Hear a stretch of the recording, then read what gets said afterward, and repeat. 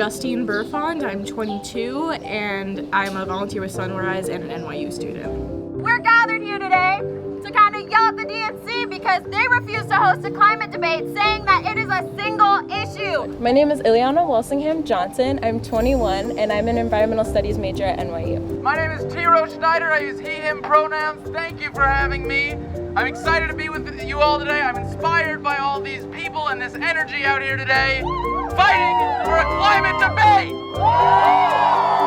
We need a full debate talking about what are our candidates going to do, what are the different plans in place, and who is going to be the most effective for actually combating what is an emergency, what is a global emergency.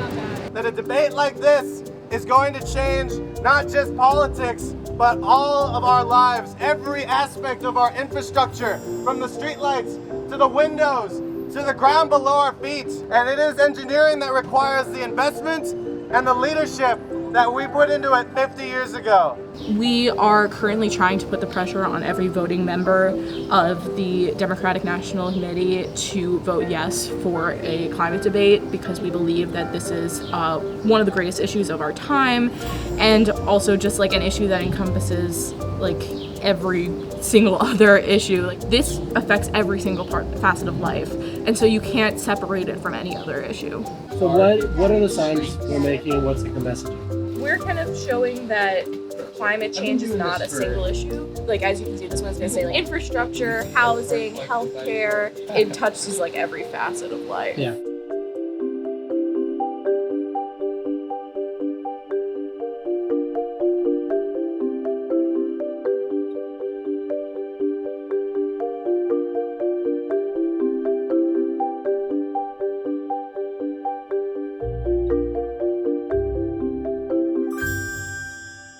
My name is Max Holberg. I'm 25 years old. Started back in December when I think almost 1,000 people went down to Washington, D.C.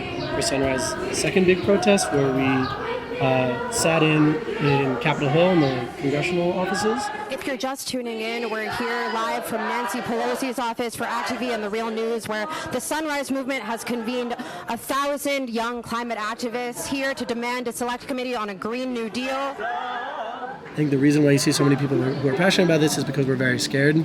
We're scared about our future. We're scared about the world we want to be able to raise children in. If things go as they're going, the people who are doing this aren't going to stop because they can still make money off of it. So we're here to stop them.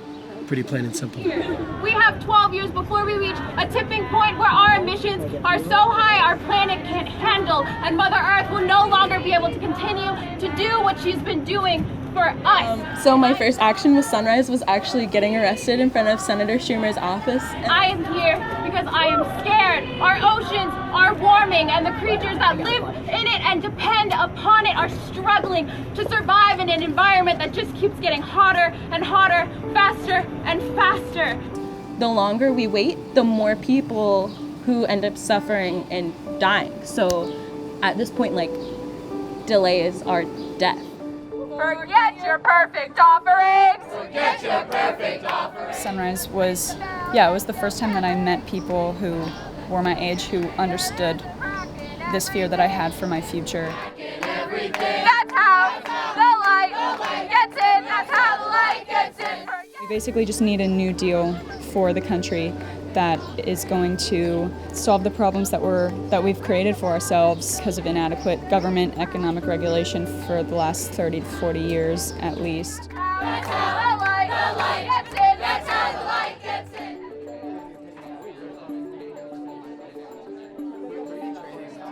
in! We've been asking voters to weigh in on what they'd most like to hear Democrats debate.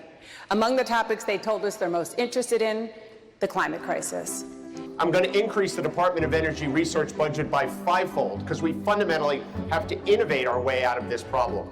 I have a plan for a green industrial policy that takes advantage of the fact that we do what we do best, and that is innovate and create. So we need every country working together if we're going to really deal with climate change in a realistic way.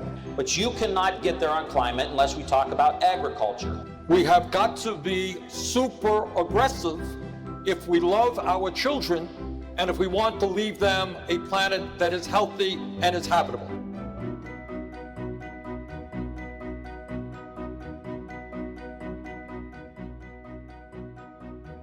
so frustrated that like no one mentioned like marginalized communities, or that like who's going to be disproportionately affected by this crisis, or the fact that like we need to like those are the people who should be lifting up the most in our solutions to it, you know, like working people and communities of color. Like it's just frustrating. It's also frustrating that you hear them talking about how they're going to make this like turn this into something for America first and make no mention of climate reparations. I think what gives me hope is building a movement. That's what's really going to change things and give people what they want, more than what any individual candidate on that stage thinks. Because if enough people say that they want something, then they're the people who vote these people in office, they have to listen. So right now we are standing outside of the DNC and no one is coming down. Because obviously they couldn't care less about what the people they represent need. When the climate crisis comes to a head, there will be a new economic system put in place, one that again benefits those at the tops of our society. Climate is an all-encompassing issue, and when it comes to a head, they will be the ones profiting off of our pain. Part of what makes Sunrise amazing is that me as an individual, it doesn't feel like I can do much of anything, but as an essential part of a movement of hundreds of thousands of young people, then I matter more.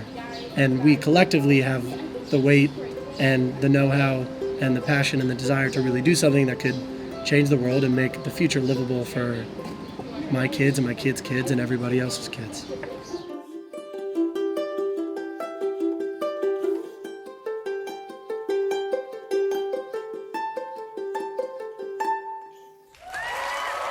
Now please welcome Vermont Senator Bernie Sanders. I want you to meet Christine Burfon from Brooklyn. She's a student at New York University, a volunteer with the Sunrise Movement, which is a youth climate group. In 2012, I witnessed Hurricane Sandy ravage this area. You have wavered at times in your stance on eliminating the filibuster. How do you intend to implement the climate policy we need to prevent climate disasters like Sandy if bad actors like Senator Mitch McConnell intend to use the filibuster to block climate legislation? No, I haven't wavered, is we need major filibuster reform.